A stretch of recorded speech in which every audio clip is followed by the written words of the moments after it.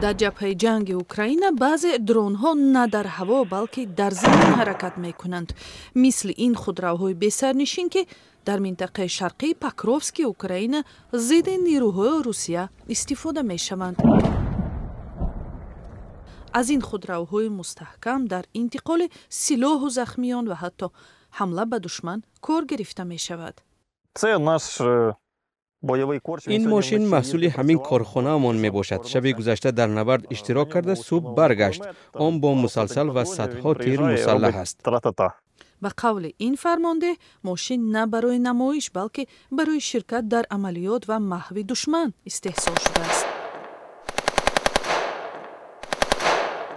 ما با این ماشین دشمن را از نزدیک محو می کنیم. آنها نزدیک می شوند، ما آتش می کشیم، آنها عقب نشینی می کنند. بارها از آن استفاده برده ایم. فرمانده اعتراف می کند که بعضا درون هم مورد آتش قرار می گیرد. بعضا خودروها زود تخریب می شوند، اما بعضیشان صدها کیلومتر جبهه را طی می کنند.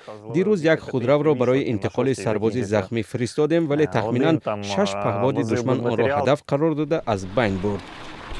شکل و نمود پهپادهای زمینی ارتش اوکراین با تشبس مهندسان نظامی و سربازان جبهه به نیازمندی‌ها مطابق کرده می شود.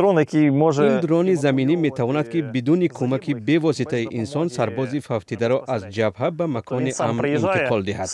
رشد این نوع سلاح تقریباً 10 سال پیش شروع شده بود، ولی با آغاز تجاوز روسیه به خاک اوکراین توجه به درون‌های زمینی گسترش یافت. امروز از خودروی ساده برای انتقال بار تا ماشین‌های تخریب کننده دشمن در مسافه‌های طولانی اختراع شدند. در جایی که تانک نمیگذرد ما میگذریم. از این رو ما قربانی زیاد نداریم. ما هر روز در همان جایی هستیم که تانک نمیگذرد. او می‌افزاید این درون‌ها در جای‌های شبیه پاکروفسک کاری دشوارترین را اجرا می‌کنند، اما جبهه تغییر می‌یابد.